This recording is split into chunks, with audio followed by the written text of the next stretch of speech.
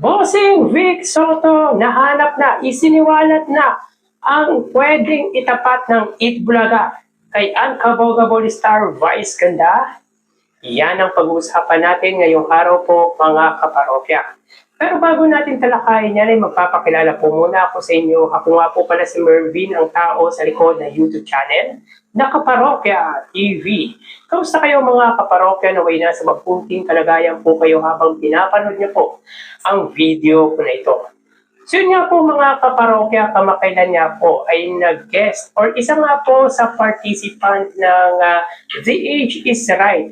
Yung taong naging dahilan kung bakit nakilala ang Orange bilang Charmaine.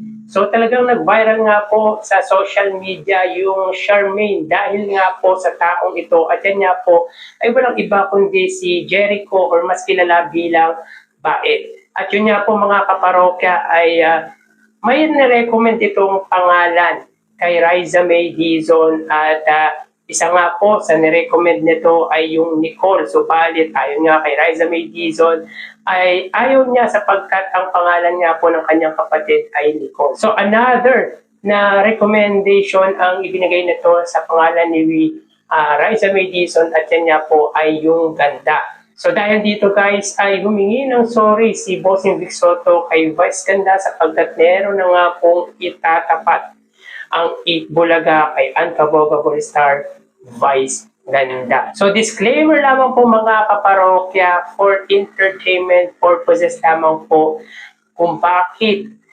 ibinanggit ni Bossing Vic Soto ang pangalan ni Vice Ganda. Hindi po layunin nito na saktan yung mga supporters, mga tagahanga ng It's Showtime at ni Vice Ganda. Kumbaga, gusto lang mapasaya ni Bossing Vic Soto ang manonood ng Itbulaga. And for sure, wala naman pong kaso ito kay Uncabogable Star Vice Ganda. So, panoorin natin guys yung kung bakit nasambit ni Bossing Vic Soto na meron na nga pong itatapat ang Itbulaga sa main host nga po ng It's Showtime na si Vice Ganda. At nag-viral din naman po kasi talaga guys yung taong nag-recommend ng pangalan para kay Riza May Dizon. At yan nga po ay walang iba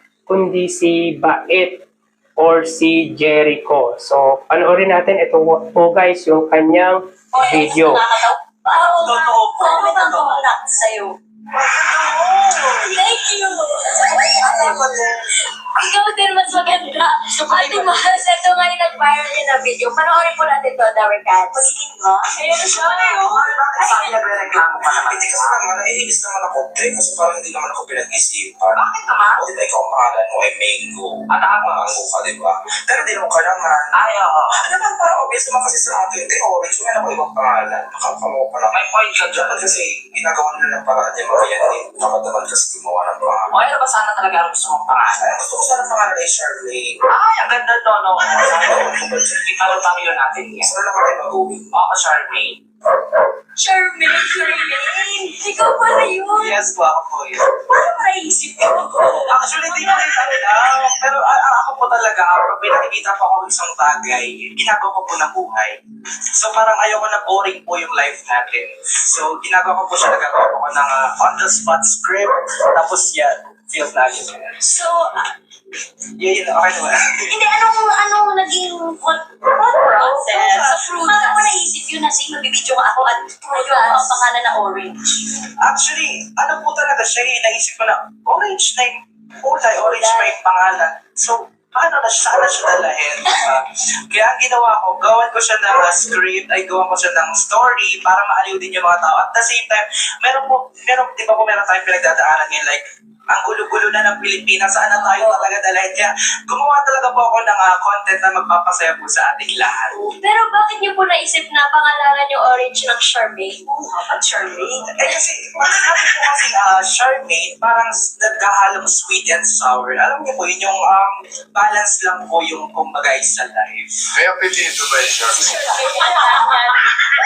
Wala, pwede naman Mendoza. Sir, Pero meron nang nagagawa or may naglalagay na sa mga paninda na orange na Charmaine. Kumbaga, nauuso na talaga guys yung Charmaine para sa orange. At saka well said naman din talaga ang sinabi ni Sir Jericho sapagkat parang hindi nga po pinag-isipan yung pangalan ng prutas na orange at saka yung kulay na orange. Diba? Orange yung kulay tapos orange din yung prutas na kulay orange din. So medyo magulo guys pero well said naman din talaga yung recommendation ni Jericho. By the way mga kaparokya, sabi nga nito ay ito yung paraan niya para kahit paano ay makalimot dahil alam naman po natin na mabigat ang pinagdadaanan ng ating bansa lalo na sa Senado kung ano-anong mga issue sa politika ang mga hindi magagandang nangyari sa ating bansa at ito nga ang sa paraan ni Sir Jericho para kahit paano ay maaliw tayo mga Pilipino. Totoo po. May nakakawala sa'yo.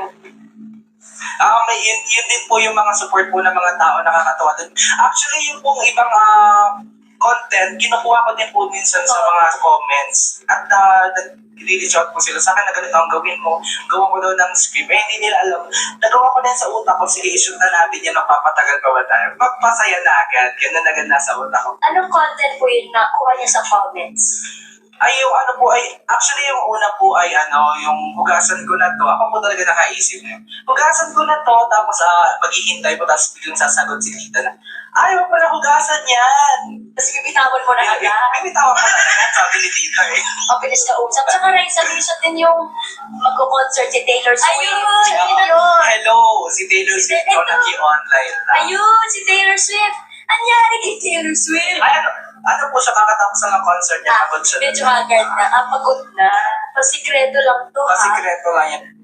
Very unique yung mga content nito no? Kaya talagang nag-viral talaga yung ginawa nitong video. Kakaiba yung mga ginagawa niyang content. Kaya saludo tayo kay Sir Jericho. Ayun, si Taylor Swift. Anyari kay Taylor Swift. Ay, ano po siya kakatapos ng concert niya? Pagod siya. Medyo haggard na. Pagod na. Pasikreto lang to, Pasikreto lang yung concert na. 270k likes. Ang dami niyang views na isa. Jericho, bakit naging bakit yung pangalan? Pag sinabi po kasi sa akin po kasi sa lugar namin sa bayan ng Pinsons, Camarines Norte. Dito po kasi pag sinabi na pag di ka kilala, pwede kang tawagin na, uy ganda, uy gwapo. Sa amin po instead of Totoy, Nene, Baen po, ganun. Uy Baen, tulungan mo naman ako dito. So, inapit ko lang. Mabait Yung ayun po, aabangan natin. Ito pa, pati langaw, may content na ano naman po yan? Langaw ng hero na yan. Ay, on the spot lang din po yan. Parang nagandahan lang po ako sa pangalan ng Vanessa, pero hindi ko po siya inaalin tulad sa langaw. Maganda po yung pangalan, so ayun po naisip ko that time. Vanessa. Nakakaganda talaga siya. Kung bibigyan mo ng bagong pangalan si Raisa, yan. Anong nababagay na pangalan para sa kanya? I'm for Nicole. Ganyan ako. Nicole. Wow!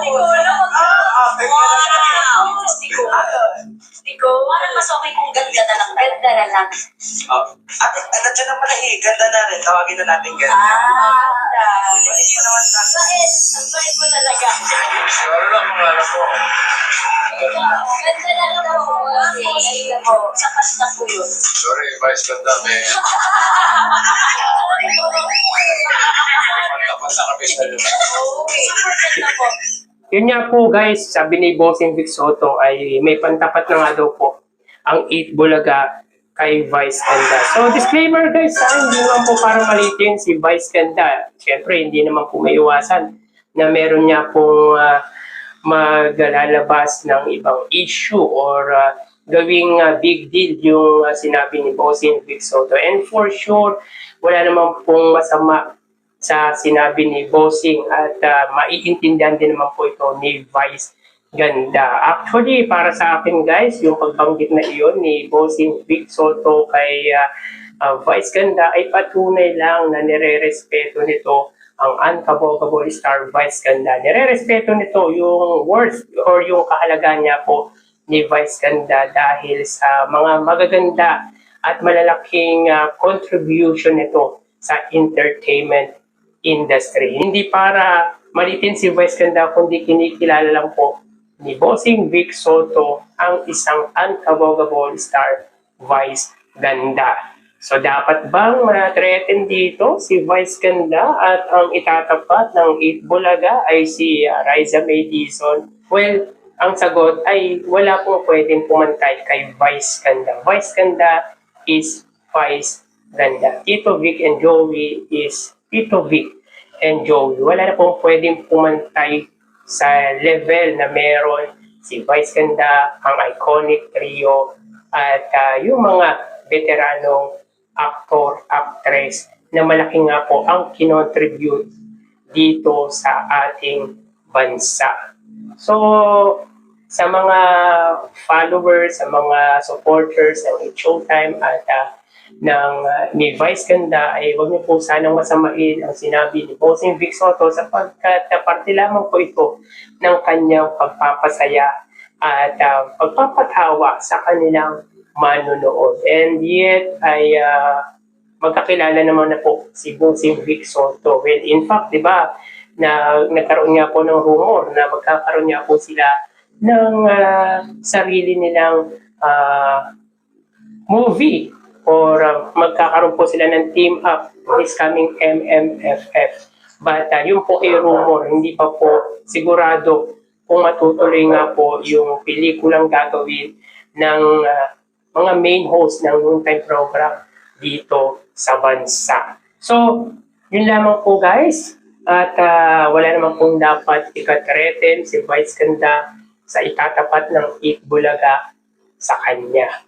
So, hanggang dito na lang po tayo. Thank you and God bless.